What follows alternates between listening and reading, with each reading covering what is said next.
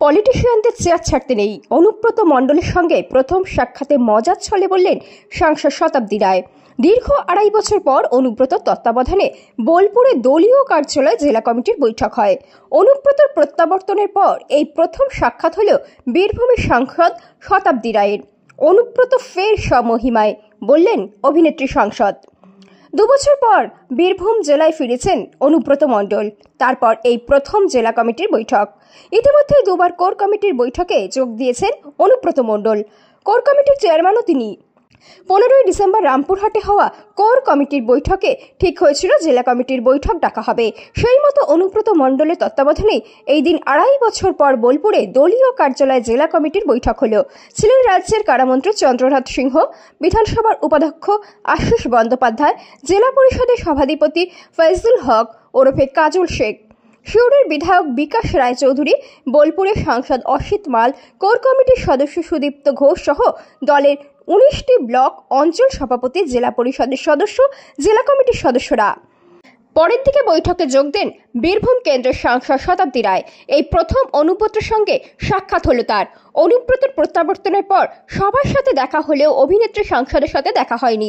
প্রথম সাক্ষাতে কি কথা হলো অনুব্রত মণ্ডলের সঙ্গে, এই প্রসঙ্গে শতাব্দী রায় বলেন, মজার আলোচনা হলো। সেই যেমন টেপ রেকর্ডার অফ করা থাকে, সেখান থেকে অন করলে যেমন হয় আর কি। সাংগঠনিক কথাও হয়েছে, বেশ কিছু চিন্তাভাবনা নিয়েও কথা হলো।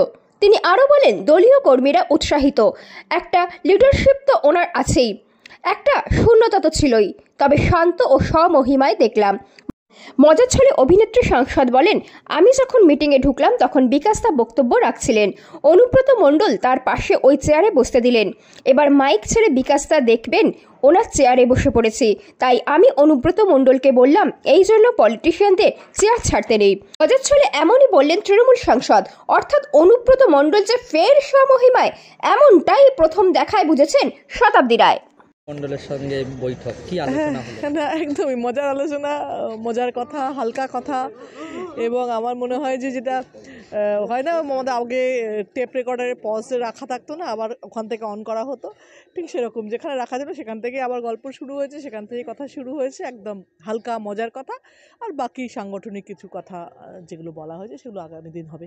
কোনো প্রস্তাবনা দিলেন বা অন্য কোনো উনি প্রস্তাবনা দিলেন? কোনো না, কিছু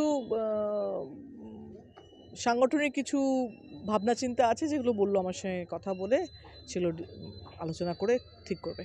দীর্ঘদিন পর জেলা কমিটির বৈঠক অনুব্রতর তত্ত্বাবধানে, বিষয়টা মানে দলীয় কর্মীরা উৎসাহিত যে একটা তো লিডারশিপ ওনার আছেই, এবং মানুষের যে মানুষগুলো ওর সঙ্গে এতদিন ধরে যুক্ত ছিল তারা আবার ফিরে পেয়েছে। একটা তো ভ্যাকুম তৈরি ছিল, সেটা ওদের কাছে পেয়ে ওদেরকে ভালোই লাগছে। স্বমহিমায় দেখলেন কেমন? হ্যাঁ, একদমই শান্ত স্বমহিমা।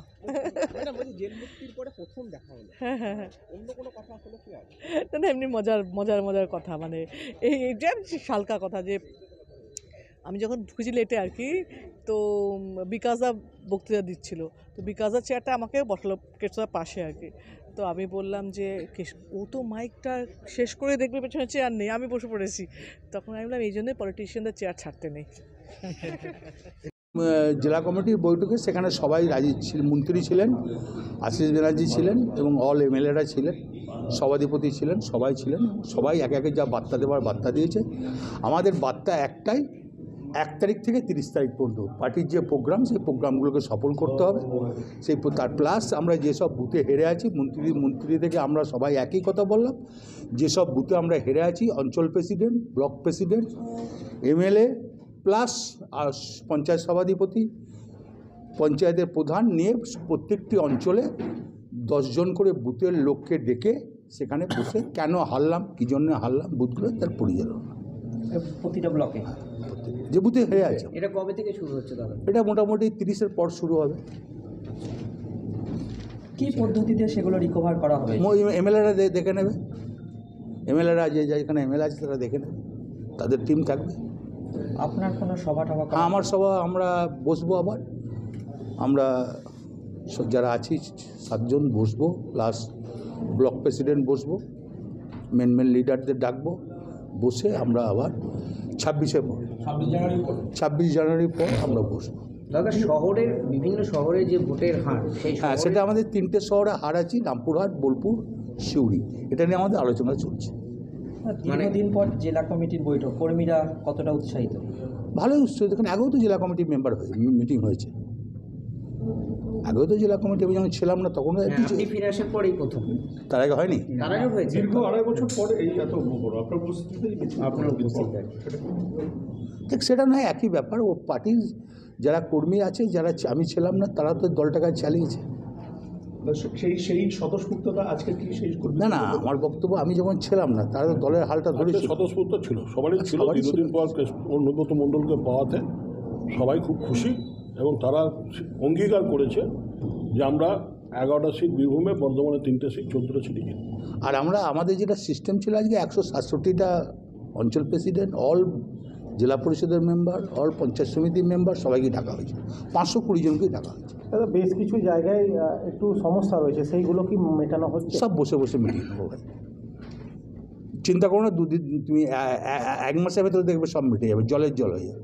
আগামী বিধানসভায় সে আপনি জিতবো, আরবারে 21টায় আমি 21টায় টিকিট দিয়েছিলাম, এবারে কটায় দেবো ঠিক নেই তো, 14টা তো জিতবই। কতখানি মানে এই এক্সপেকটেশনটা কীভাবে করছেন, কতখানি? যেভাবে মানুষ ভোট দিয়েছে সেইভাবে এক্সপেক্ট করছি, ভোট তো দেবে মানুষ। শহরের ক্ষেত্রে দাদা আলাদা চিন্তা ভাবনা রয়েছে? করছি, ওটা আলোচনা করবো, পার্টির এটা আভ্যন্তর ব্যাপার, ওটা আমরা আলোচনা করছি 3টে পৌরসভা।